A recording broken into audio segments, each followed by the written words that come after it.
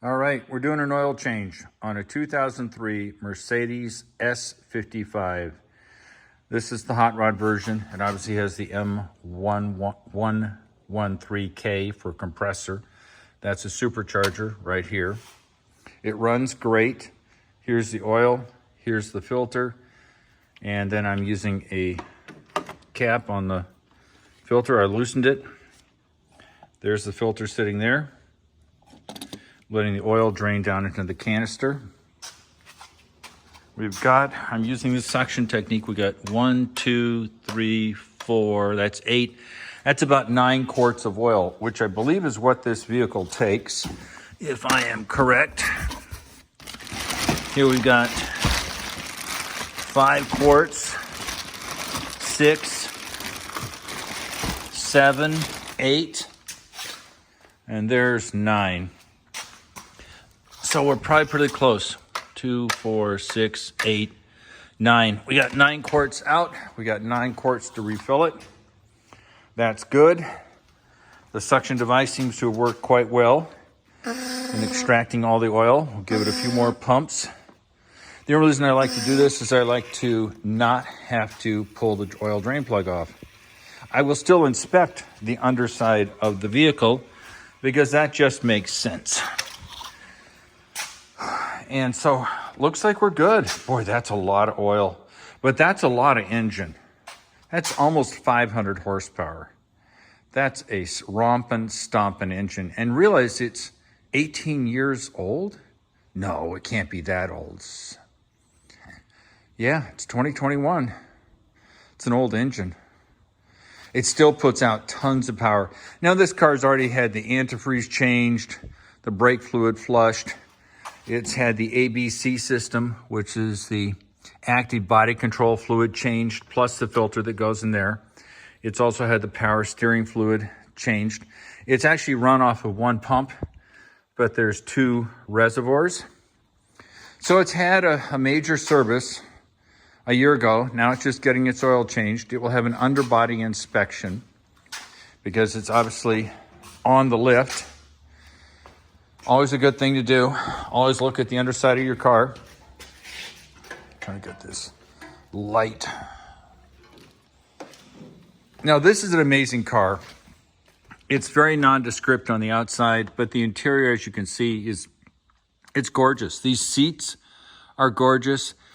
They have everything. I like them better than the E55s. Now, they're both great cars, but the thigh bolster here, underneath your thigh, extends for absolutely exquisite comfortable, and it's an S-Class. You know, there's no reason to expect an E-Class to be competitive with an S-Class. It's mostly competitive, but this is a very nice specimen. Now, of course, any car this old, they require a lot of care, a lot of feeding, a lot of money. But given that you can buy them for relatively little money compared to what they were selling for when they were new, you know, you figure you spend $3 or $4 grand getting the car worked on. You end up with a very nice ride. I think the biggest weakness is obviously the active body control, because those shocks will fail, and it's nothing to spend $7 grand on getting new shock absorbers. It's a complicated system. It does very well, though. It's an exquisite system. When it's working, it rocks. I'm just saying, buy one with your eyes wide open. Don't be buying one thinking, oh, I didn't spend a lot for the car. It's going to be a great ride. It's a great ride, but take care of it. It's just that kind of vehicle. So we've got 9 quarts of oil out. We've got 9 quarts of oil to put in, plus a filter. So things are going well. All you got to do is raise this thing up and do an underbody inspection. Put the filter in on the top side, the oil in on the top side, right here, of course. We're good to go. It's good for another year. Now, like most cars like this, it doesn't get more than a couple of thousand miles worth of driving. But given the cost and complexity and also the rarity of these engines, doing a $70 oil change is a whole lot easier than trying to source a replacement engine. And I already know this engine is great. It runs great. It's been well taken care of. Why would I want to cheap out on oil changes to save 70 bucks, only to have the engine fail and then have to, one, you get new oil in a filter with a new, and you can't get a new engine.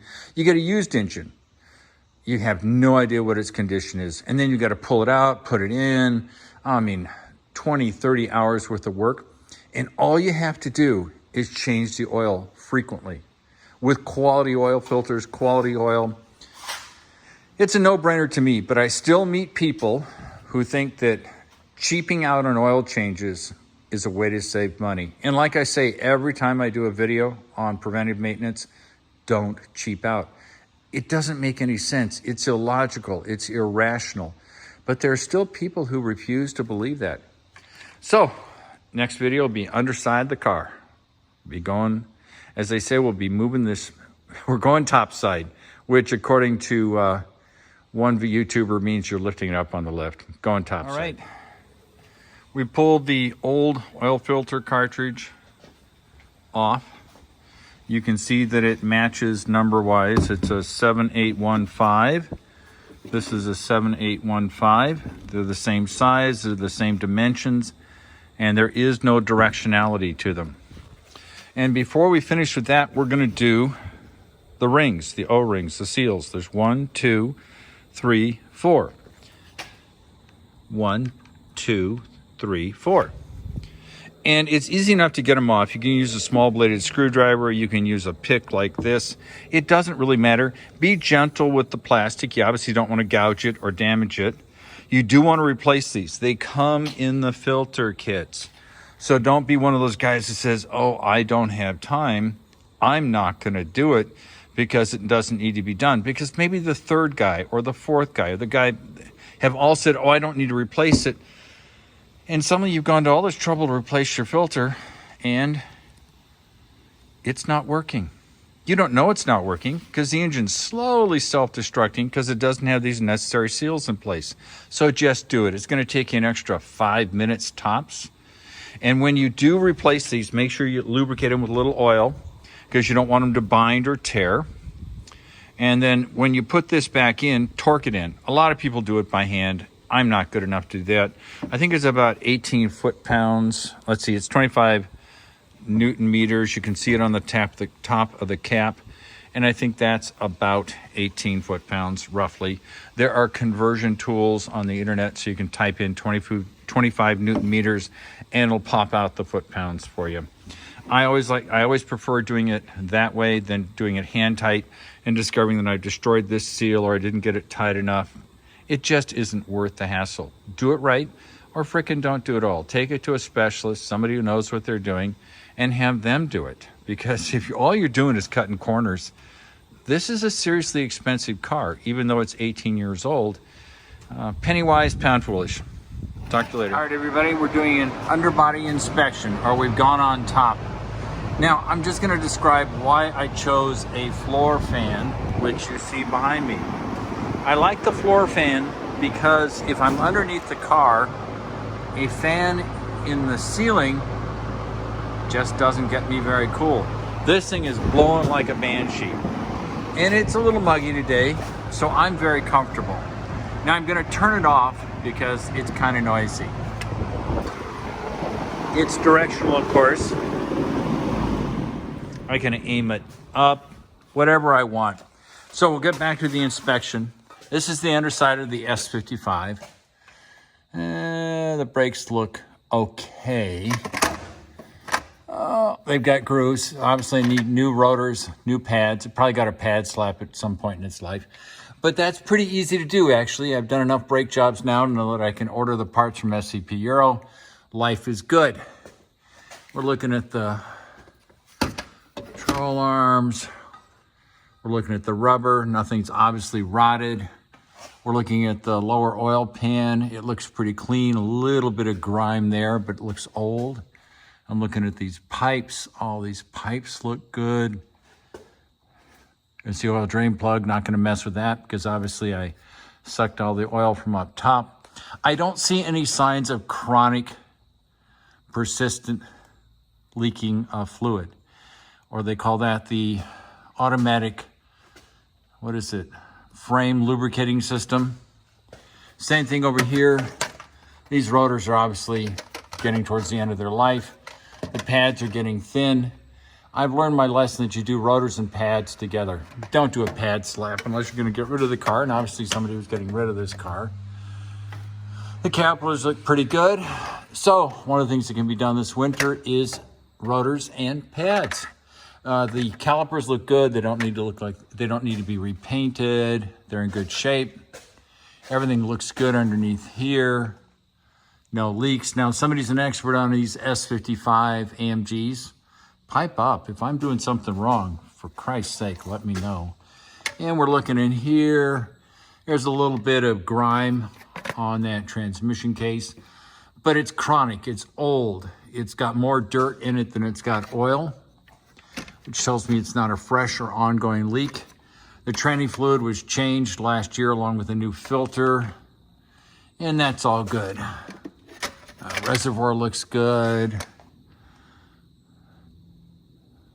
Rubber looks good. So it definitely needs brakes. It's already had a brake fluid flush. The exhaust looks good. Nothing obvious. No real evidence of drain back here. No fluids. Looking good. I don't see any rust. I'm gonna slip underneath this pan. We're gonna come back, look in the other direction. The exhaust system looks original. Got some mild corrosion on it. No big deal. You'd expect a car that's 18-year-old to have some corrosion on the exhaust system. Don't see any black marks on these seals here.